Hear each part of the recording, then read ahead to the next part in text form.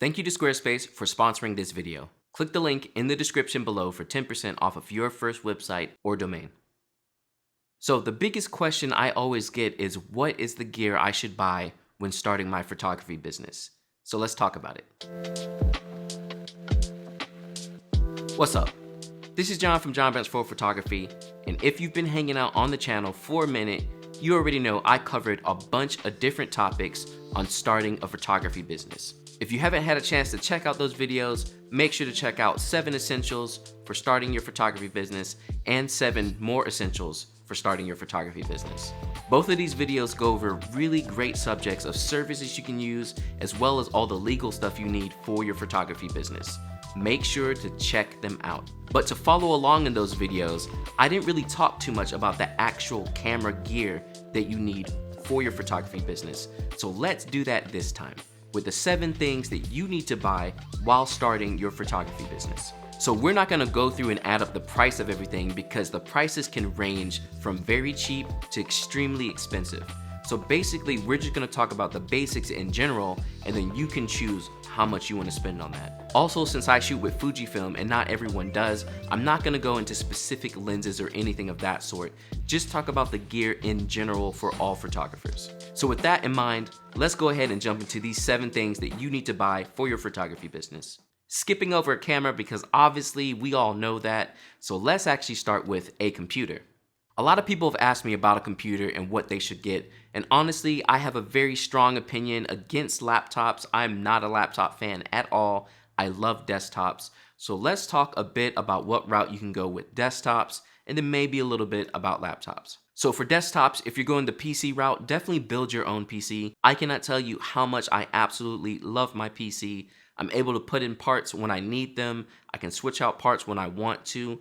And if you're a little bit tech savvy and you want to waste some time, you can try to Hackintosh your PC as well. If you're not familiar with hacking, I do have a video about it up above. I just kind of explain my experience with it, but basically I have Windows and Mac on my custom built PC, and I can use either or when I want it and when I need it, which is absolutely awesome. If you're going the Mac route, I would definitely say pick up one of those new iMacs. They just refreshed them and they're looking amazing. The specs are awesome, the screen is awesome, everything's built in, and it's easy to upgrade your RAM if and when you need to. As far as specs you're looking for, try your best to get one of the most recent processors and something at least like an i7 or i9. Also make sure it's at least a quad core as well. As far as RAM is concerned, definitely make sure you're getting 32 gigabytes. Anything lower is a waste, especially when you're editing photos. I've seen a lot of people in different Facebook groups just complaining about their computers, and they post their specs and they have like 8 gigs of RAM, and it's like, no. Go ahead and get in there and get that 32 gigs of RAM. Seriously, it's gonna be worth it in the long run. And then your storage is not as important, because obviously, especially as photographers, we're gonna be buying external memory. So don't worry too much about the internal memory, and just worry about your RAM and your processor. I've talked about this before in a couple of live streams, but the reason that I absolutely love desktops is because all of my stuff is here at home and safe. And then I can get something like an iPad for when I'm away from the house. If you're bringing a laptop with you, that's great, but the chances of it getting stolen are way higher because you're bringing it with you. And I cannot risk going to do a wedding and having my laptop stolen and having all my work just gone right then and there. So to me personally, desktops make more sense. If you have questions about laptops, leave them in the descriptions below, and I'll make sure to give you all some different suggestions for that. Next up is getting good lenses. Getting better glass for your camera is honestly the most important thing you can do. You can have a camera that can't perform too well and put some great glass on it, and all of a sudden it's an amazing, amazing camera. So get lenses, get good lenses, and this is the area that you're gonna wanna spend your money on. Yet again, since I shoot Fujifilm, I'm not gonna talk specifically about Fuji lenses, but I do have a video up above where I do talk about the lenses I suggest for Fuji and shooting weddings. But for now, let's just talk generally what type of lenses you should get while starting your photography business. I'm coming from an events perspective, so keep that in mind, but I absolutely love prime lenses. Zooms are great and all, but especially if you're starting out and learning, primes really give you a feel for the lens, the look, and they're just great. They let in more light, they're sharper most of the time, so definitely stick with prime lenses. I'd say the most important stuff to get is a good wide lens, like a 35, a good tight lens like a 50, and then something super tight like a 150, 110, 85, somewhere in that sense. Those three lenses are a must-have. Also, if you want to shoot more super wide stuff, make sure you're getting something like an 18 or a 24. So a basic kit starting out yet again would be an 18, a 35, a 50, and an 85, or something longer like 150. So look up those lenses in your own camera body system and grab those 4 lenses. They will absolutely do you an amazing job. And just make sure they're fast lenses. Make sure the f-stop is as low as you can get it. f2.8, f1.4, somewhere in there is going to be good. It'll cost you, but yet again, it's going to be worth it. After we've gone through and bought our lenses, next up is going to be our SD cards. Obviously, our SD cards are extremely important. This is what you're actually using in your camera to save all of your photos. I'm a huge fan of SanDisk, and they're the only ones I've been using basically since the start. Get the SanDisk Extreme. Really, just don't bother with any of the other ones. They're faster and they're more professional. They're just better overall. I usually suggest staying around 64 gigs or 128. Anything bigger than that is a little scary because if your card gets corrupted, that's like so much data just gone. Get enough that you can shoot on it at a full wedding day or a full event, and that's about it. So 64 or 128 gigs. So they do have UHS 1 and 2. You'll want to check your camera system to see what's going to work with your camera, but the UHS 2s are way faster than the 1s and can support larger files. Systems like Fujifilm and I believe Sony also will take UHS 2 cards. In your speeds, definitely get them at least around 95 megabits a second. I use the 170 and 95 megabit cards and they all work great for me. So just make sure you're getting stuff fast enough to keep up with your camera, because basically the faster the card and the more it can handle, the less time you're going to get to a buffering when you're just holding down the shutter. And that can be super important, especially if you're doing stuff like making GIFs or anything of that sort. Before we go on to our next essential, let's make sure to give a shout out to this video's sponsor, Squarespace. Squarespace is an online website building platform that is absolutely amazing for photographers, creatives, and anyone looking to build a website. If you don't know how to code or aren't looking to learn how to, Squarespace is a quick and easy way for you to build a nice, professional looking website and show your work to the world. I've been on Squarespace now for I don't even know how long. I want to say 10 years, and I'm always updating my website. It's a great place to show off my portfolio and get clients to know a little bit more about me and get them interested in booking me for my services. On top of being able to show off my portfolio, I'm also able to sell products. That's why I have the Natural Fills preset pack and other products coming up soon, but it's easy to manage, it's easy to get my payments in, and it's an absolutely amazing service. If you haven't had a chance to check out Squarespace or you're looking to build your first website to go along with your photography business, make sure to check out the link in the description below for 10% off of your first website or domain. Thanks again, Squarespace, for sponsoring this video. Now that we have our SD cards, the next biggest thing is to make sure that you're backing up those cards. So let's talk about hard drives. So I do have a really awesome video about backing up all of your files and not losing anything that you definitely should watch up above. But for your hard drives, the first one I absolutely suggest for your business, especially if you do events and you're out and about, is the Gnarbox 2.0. Now, the reason I suggest the Gnarbox is because it's a backup device that has an SD card slot on it, so you can back up your stuff directly on site. So immediately after a wedding, I'm popping my SD cards in there and backing it up so that I have multiple copies of that wedding and I'm not gonna lose it until I get home. Also, it absolutely helps if you have a second photographer, because instead of having to deal with their card, they can just give it to you, pop it in the Gnarbox, back it up on site, and then they can go home and everything's all good to go. Not only can you back up stuff, but you can also set it in different file systems. So I'll set it up so that I have wedding backups, so I know all my weddings are in one place. And if I'm backing up other stuff on it, I have another place for that stuff as well. So definitely make sure to check out the Gnarbox. It's worth it. Links in the description. Is super cool. Aside from something portable, obviously external hard drives are a must as well. I absolutely love G Drive. They have small portable ones. They have the larger ones like the one I use at home. They're 4 terabytes a piece. I back up a lot of stuff on there, and I also use Backblaze to back up both of those drives that I have. If you're looking for a good, reliable external hard drive, I highly recommend G Drive. Make sure to check them out. And last but not least, for some large archival type backups, you'll want to grab a Synology. So the Synology is a NAS, and the main reason you want it is just to have a large amount of files archived for backup. Mine has like 48 terabytes in it or something, which I've already used up.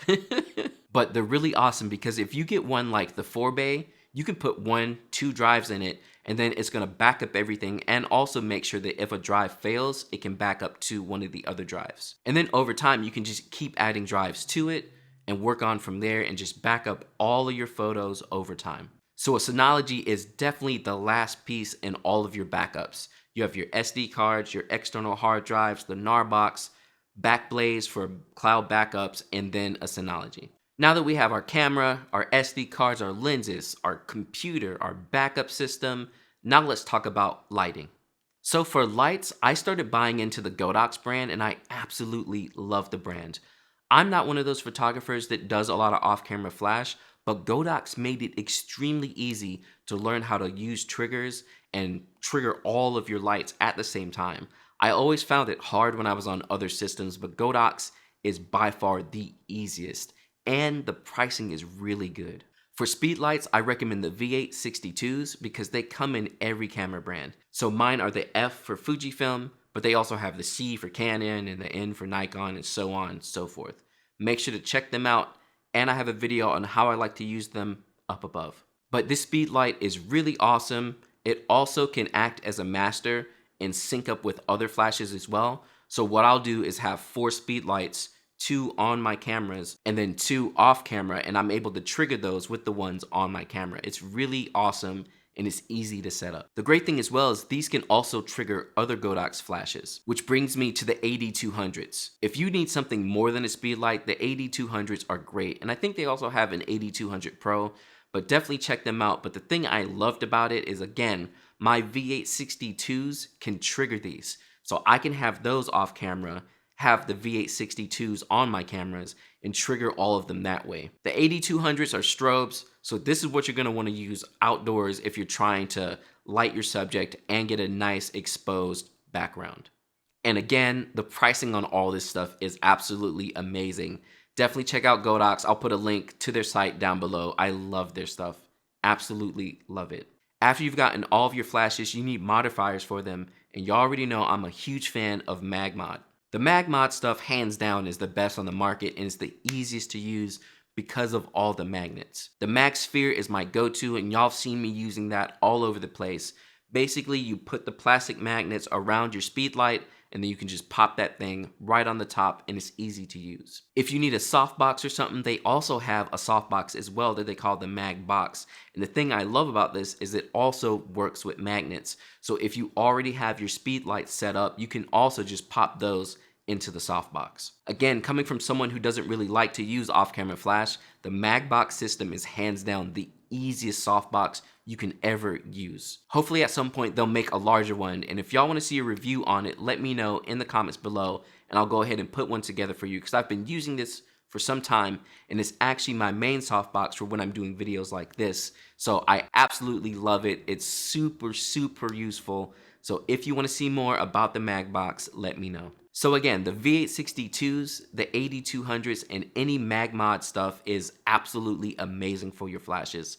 Check it out. It's great stuff. So the last 2 things we have here are extremely important, especially if you're an event photographer or you're shooting with primes only.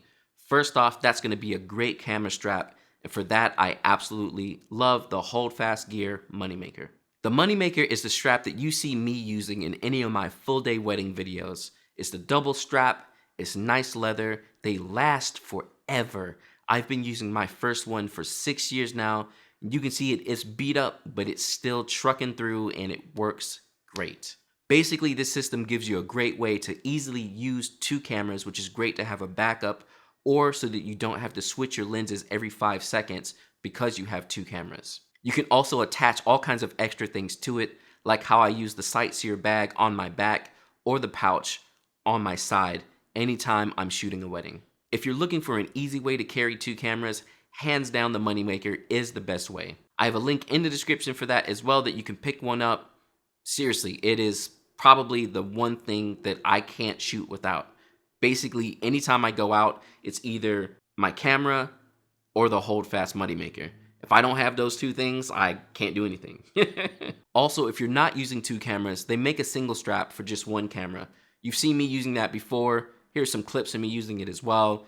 It's absolutely amazing. And then last but not least is a good camera bag. So on wedding days, I like to travel as light as possible, but having a good camera bag is absolutely a necessity. For when I travel, I like to use the Romographer. Basically, this is a nice large camera bag with one of those doctor tops. It makes it easy to get in, grab my gear, and put it back in. It has a lot of space, and I'm able to fit my whole system in this one bag. While traveling, that's a huge plus because I can take that carry-on with me on the plane and hold it tight and close to my heart to make sure that I don't lose any of my gear. The look of the bag is amazing. I get so many compliments on it while I'm using it as well. And I love the bag overall. So the Romographer is what I use for traveling. And then the other camera bag I use is the Sightseer. I talk about the Sightseer all the time, but again, that's the bag that you see on my back on wedding days. The reason I love this one is because it's a nice small size, but I can fit all of my extra gear into it. So my modifiers for my flashes, an extra lens, extra batteries, all the stuff that I need to get to is right there on my back. And this way on a wedding day, I can be extremely mobile because I just have everything on me. I can go wherever I need to. I don't have to go back and grab lights or light stands or another bag of 50 different lenses. Everything is right on me. And again, since these bags are made out of leather, they last forever. The build on them is amazing, and I cannot suggest them anymore, really. I love these bags, and you should definitely check them out. If you all have any suggestions of other bags that you think are amazing, definitely leave them down in the comments below. I know there's stuff like the Ona bags. I've never had a chance to use them, but I've heard a lot of good things about them as well. So those are the 7 things that you need to buy for your photography business when you're starting out. A good camera, usually I suggest a desktop. Lenses are the backbone of any photography business. Make sure you're getting nice prime lenses that are fast. SD cards, obviously these are extremely important. Make sure you're getting fast SD cards. A way to back up all of your SD cards, something like the Narbox or a Synology. Good lighting, so flashes is a must, especially if you're doing events and it's gonna start getting darker. Definitely check out the Godox brand for your flashes. A good camera strap like the Holdfast Gear Moneymaker, and also camera bags. If there's any other products that you think are a must-have when you're starting a photography business, definitely let me know in the comments below. And also again, don't forget to check out the other 7 essentials for starting a photography business. In those, we talk more about services that help you serve your clients and also the legal side and business side of starting a photography business. Again, thank you for hanging out. I hope you enjoyed this information and it was helpful for you. If you liked it, make sure to hit that thumbs and subscribe to the channel for more information like this. And I will catch you all next time. All right, peace.